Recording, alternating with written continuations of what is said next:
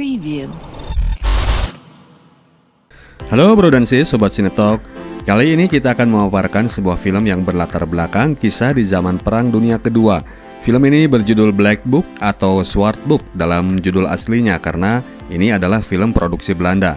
Disutradarai oleh Paul Verhoeven, sutradara film Basic Instinct, dan dibintangi oleh Carice Van Houten, sosok seorang penyihir di seri Game of Thrones. Film ini sangat baik mengemas konflik interest di antara berbagai tokoh yang saling berseberangan, sehingga terjadi intrik dalam spionase yang alurnya seru dengan twist yang sangat mengejutkan. Gak heran kalau film ini disebut sebagai salah satu film terbaik yang mengusung tema Perang Dunia Kedua. Di sini pihak yang saling berseberangan itu adalah pihak Gestapo Nazi, pejuang pribumi, dan kaum Yahudi sebagai korban dari fasisme Nazi di Perang Dunia Kedua. Mengambil waktu di tahun 1944, era akhir masa penjajahan Nazi di Belanda dan Eropa. Kaum Yahudi di negara itu bersembunyi di rumah warga pribumi agar tidak terciduk oleh pasukan Gestapo Nazi. Salah satunya adalah Rachel Stein, seorang penyanyi yang nyamar jadi seorang pembantu di rumah seorang petani. Selama itu ia berhasil menyembunyikan dirinya, namun kemudian malapetaka timbul ketika rumah yang ia tumpangi hancur terkena bom. Rachel diselamatkan oleh seorang warga setempat yang menampungnya di rumahnya dan kemudian bertemu dengan seseorang yang mengaku dari kelompok pejuang pribumi yang bernama Van Kain. Van Kain mengabarkan bahwa esok hari ada rombongan yang akan diseludupkan menuju ke daerah yang aman. Rachel harus siap dijemput pukul 2 siang besok hari apabila ia hendak ikut dan disyaratkan untuk bawa barang sesedikit mungkin. Lebih diutamakan bawa uang yang banyak untuk bekal di tempat barunya nanti. Besoknya dengan diantar oleh Max, sang penolongnya, Rachel berkunjung ke kantor pengacara ayahnya yang bernama Mr. Small untuk meminta bantuan disediakan uang dan perhiasan sebagai bekalnya siang itu hijrah ke tempat baru. Tempat baru yang akan dituju adalah Brussels di Belgia. Sebagai pengacara yang selalu bisa diandalkan oleh kliennya, Mr. Small memenuhi kebutuhan Rachel tersebut. Sorenya truk yang mengangkut para calon pengungsi ini masuk ke kawasan yang dijaga oleh para Gestapo Nazi. Dengan dalih bahwa penumpangnya ini adalah para kaum Yahudi yang ditangkap, Van Kain membawa truk itu untuk masuk ke kawasan Nazi dan truk ini dibiarkan lewat. Ternyata di kawasan itu ada sebuah dok di pinggir sungai dan truk itu menurunkan para penumpangnya di lokasi tersebut. Para pengungsi yang terdiri dari kaum Yahudi kalangan kelas atas akan menempuh perjalanan menuju Brussels menyusuri aliran sungai dengan sebuah perahu kecil. Rachel pun bertemu dengan keluarganya yang memutuskan untuk ikut hijrah mendengar Rachel akan nyebrang ke Brussels. Perahu itu pun jalan dan ketika waktu sudah sampai pada malam hari, tiba-tiba sebuah perahu bot pasukan Gestapo Nazi muncul dan menghadang perahu pengungsi ini. Tanpa banyak tanya, pasukan Nazi di atas perahu bot itu langsung memberondong para pengungsi di perahu kecil itu sampai tidak ada lagi yang hidup, kecuali Rachel yang berhasil kabur dengan meloncat ke dalam sungai. Beberapa saat, Rachel tetap bertahan di sungai dan memperhatikan apa yang terjadi terhadap penumpang perahu yang mengangkut keluarganya ini. Dia melihat bahwa semua penumpang di perahu itu diangkat menuju darat untuk kemudian semua perbendaharaan yang mereka bawa, termasuk itu uang dan perhiasan, dijarah oleh pasukan Nazi. Dengan tetap menyusuri sungai, Rachel pun pergi dari lokasi pembantaian itu membawa dendam dan amarah. Beberapa waktu kemudian, dengan bantuan sekelompok anggota pejuang, Rachel bisa diseludupkan melewati penjagaan pasukan Nazi dengan sebuah mobil jenazah dan Rachel berada di dalam peti mati berlaga seperti mayat. Dia kemudian dibawa menuju sebuah pabrik dan dipekerjakan sebagai juru masak di tempat tersebut. Tempat itu yang juga merupakan markas dari kelompok pejuang ini dikepalai oleh seorang tokoh sayap kiri di wilayah itu yang bernama Gerben Kuipers. Rachel dikasih identitas baru. Rambutnya dicat menjadi blonde dan namanya diganti menjadi Alice de Vries. 5 bulan berlalu, gangguan tidak terjadi dan Alice masih bekerja di pabrik itu ketika suatu hari Gerben menawarkan sebuah tugas kepada Alice untuk beroperasi dengan kelompok pejuang. Alice yang hidupnya sudah nating tulus ini menyanggupi tugas dari bosnya meskipun kini ia harus bertaruh nyawa dengan tugasnya ini. Pada tugas itu yang akan dilaksanakan esok hari, Alice akan berangkat menyamar sebagai istri Hans Ackermann, seorang dokter yang kini aktif menjadi pejuang, pergi menuju kota Hague untuk menyeludupkan sebuah alat transmitter yang akan berfungsi untuk menyadap percakapan di dalam markas Gestapo. Tentara Nazi yang biasa memeriksa penumpang kereta biasanya akan membiarkan pasangan suami istri. Oleh karena itu, tugas Alice adalah mengalihkan perhatian dari para penjaga di dalam kereta. Hans dan Alice pun berangkat dan di dalam kereta itu, Alice tiba-tiba melakukan improvisasi untuk menghindari resiko tas koper mereka digeledah oleh para petugas pemeriksa. Dia membawa 2 koper itu dan masuk ke dalam gerbong yang kebetulan sedang diduduki oleh pimpinan dari pasukan Gestapo tersebut yang bernama Kolonel Ludwig Munche. Kolonel yang ternyata ramah ini mempersilahkan Alice duduk bersamanya di dalam gerbongnya dan kemudian mereka terlibat percakapan. Kolonel Munche saat itu sedang melihat-lihat buku koleksi perangkonya dan menyatakan bahwa satu-satunya koleksi perangko yang belum ia miliki adalah justru perangko terbitan Belanda sendiri, yaitu perangko edisi Ratu Wilhelmina. Pada akhirnya, karena terlihat akrab dengan pimpinannya, petugas pemeriksa pun urung untuk memeriksa Alice. Kereta telah sampai dan mereka saling mengucapkan kata perpisahan. Kolonel Munche yang terpikat dengan pesona seorang Alice ini berharap suatu saat mereka akan ketemu lagi. Waktu itu, tim anaknya Gerben dan kawan-kawan sedang mengendarai truk yang membawa senjata seludupan untuk disimpan di markas besar di pabrik milik ayahnya. Di halaman pabrik, mereka hampir menabrak seorang anak yang sedang bermain sehingga menyebabkan truk tersebut menabrak pintu pabrik karena berusaha menghindari anak kecil itu. Sekumpulan anak kecil yang sedang bermain di lokasi itu menjarah sayur-sayuran yang menjadi cover dari barang persenjataan yang ditutupinya. Kekacauan itu membuat salah seorang polisi berusaha mengamankan truk itu dan pada akhirnya ia menemukan barang persenjataan tersebut. Hal itu yang membuat tim dan anggota pejuang lain yang berada di dalam truk akhirnya ditangkap karena secara otomatis identitas mereka sebagai kelompok pejuang pun akhirnya terbongkar.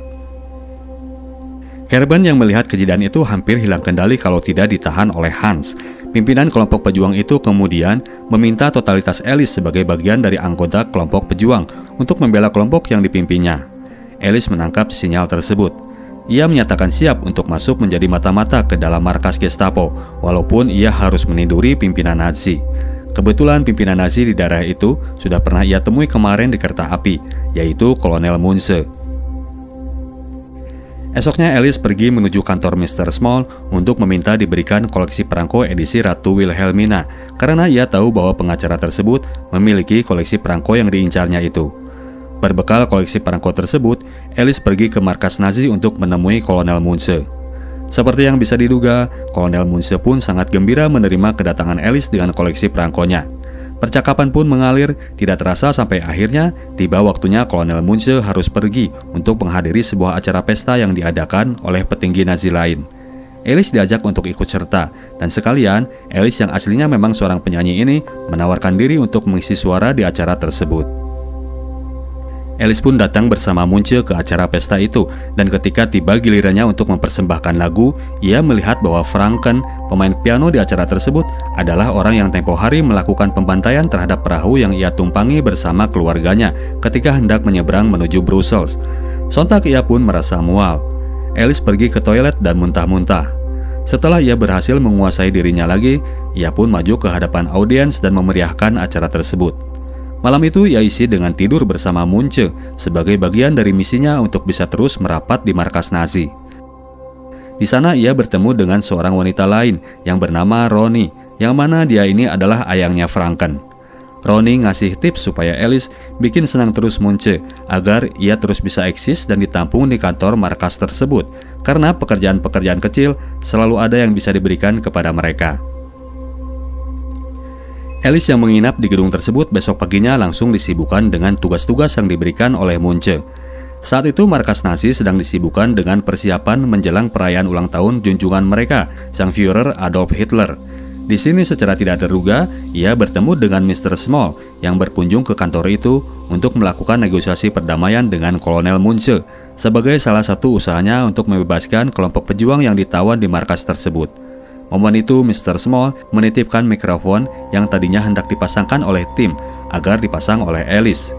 Ketika dilihatnya Munche dan Franken sedang sibuk, Alice memanfaatkan waktu tersebut untuk menyusup ke kantor Munche dan memasang mic itu yang disembunyikan di balik frame lukisan di atas meja Franken. Hasil pertemuan Mr. Small dengan Munche, ketiga anggota kelompok pejuang yang hendaknya akan menghadapi hukuman eksekusi esok hari akhirnya tidak jadi untuk menerima hukuman tersebut. Franken yang menandatangani surat eksekusi itu terpaksa harus menuruti perintah dari atasannya, Kolonel Munche, meskipun hal itu bertentangan dengan prinsip penugasan mereka ke daerah jajahan untuk membantai semua dari anggota pihak pemberontak. Alice pamit pulang dulu kepada Munche untuk ganti pakaian, dan ketika ia sampai di markas kelompok pejuang, ia sudah menemukan bahwa mic yang tadi ia pasang sudah bekerja dengan sangat sempurna. Suara Franken yang sedang menggauli Ronnie terdengar kencang di ruangan tersebut. Kemudian terdengar pula percakapan Franken dengan seorang pria yang suaranya dikenali oleh Alice. Percakapan itu mengungkapkan bahwa sudah ada daftar baru dari kelompok orang Yahudi yang ingin diseberangkan. Mereka setidaknya akan bisa meraup sekitar 500 juta gulden dari operasi ini. Alice meyakini bahwa itu adalah suara Van Kain, seseorang yang mengaku bagian dari kaum pejuang pribumi yang mengatur penyeberangannya yang gagal tempo hari. Dari percakapan ini, Alice mendapatkan kesimpulan bahwa insiden pembantaian perahunya tempo hari bukan karena nasib buruk ataupun sial, namun memang sebuah jebakan yang dipasang oleh Van Kain yang mengumpankan mereka kepada Franken, untuk kemudian mereka merampok dan menjarah harta para pengungsi yang berasal dari kalangan orang-orang kaya Yahudi ini. Dan sekarang sekelompok orang Yahudi lain sedang menghadapi ancaman pembantaian tersebut. Dia meminta agar kelompok pejuang membunuh Franken agar bisa menghentikan operasi itu. Namun itu ditolak oleh Gerben yang mengkhawatirkan keselamatan para tahanan pejuang pribumi Belanda, sementara perjanjian perdamaian sudah disepakati. Terjadi pertengkaran antara Alice dan Gerben yang saling membela kepentingan kaumnya masing-masing. Tapi Gerben sebagai ketua di antara mereka tetap pada keputusannya. Ia melarang anggotanya untuk melakukan tindakan apapun. Alice pun pergi. Di luar dia ditahan oleh Hans yang setuju agar mereka menghentikan rencana jahat itu, dan dia lebih memilih untuk membidik Van Kain untuk ditangkap. Alice diajak ikut serta dalam operasi itu karena hanya dialah yang tahu sosok Van Kain di antara mereka. Pengintaian pun dilakukan di depan markas Nazi. Van Kain mereka temukan kemudian keluar dari gedung tersebut dan mereka pun membuntutinya.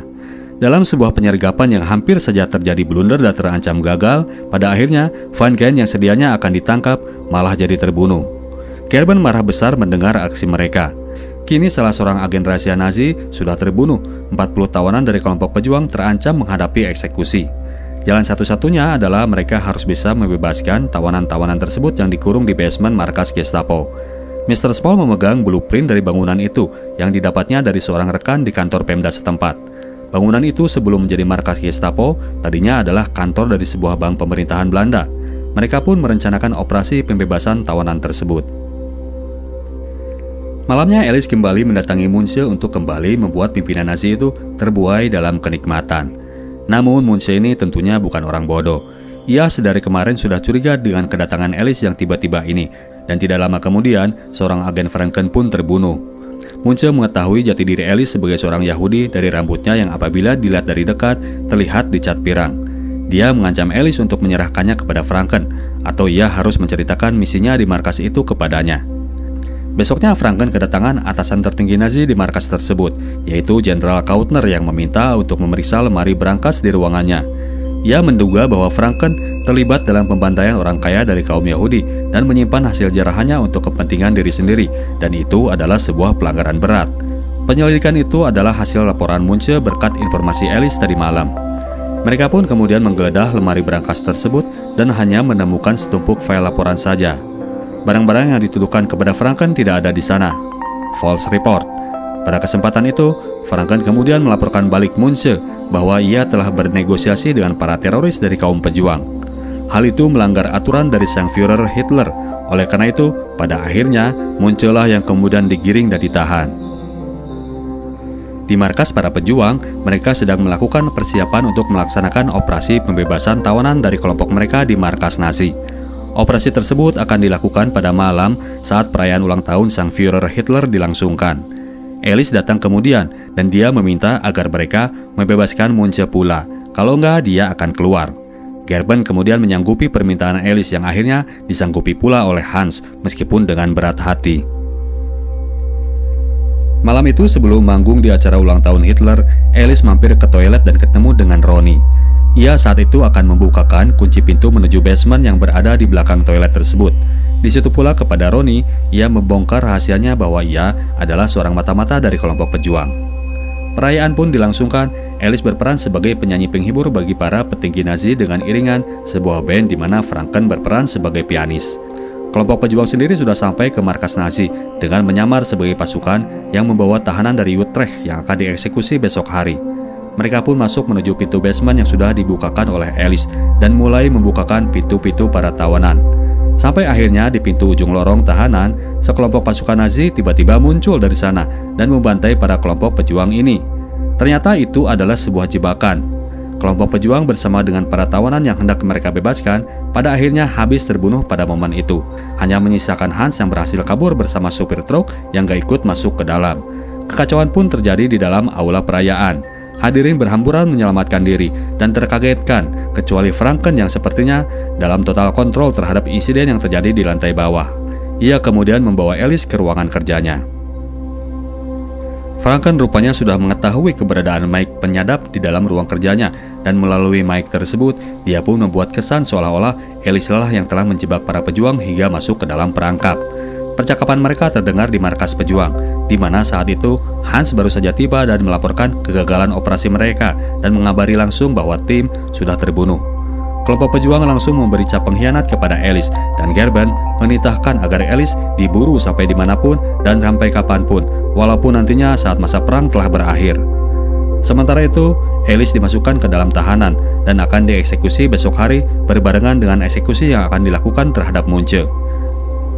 Muncul kemudian sebuah twist. Ronnie yang sampai saat ini masih berkesan cuma sebagai sundal Nazi, ternyata punya peran yang lebih di kantor tersebut. Usai momen pembantaian itu, dia mengentertain para komandan Nazi sampai mereka teler, untuk kemudian memberi kode kepada seorang prajurit untuk turun ke dalam basement dan membebaskan Munche dan Alice. Munche dan Alice berhasil diselundupkan keluar dari gedung tersebut.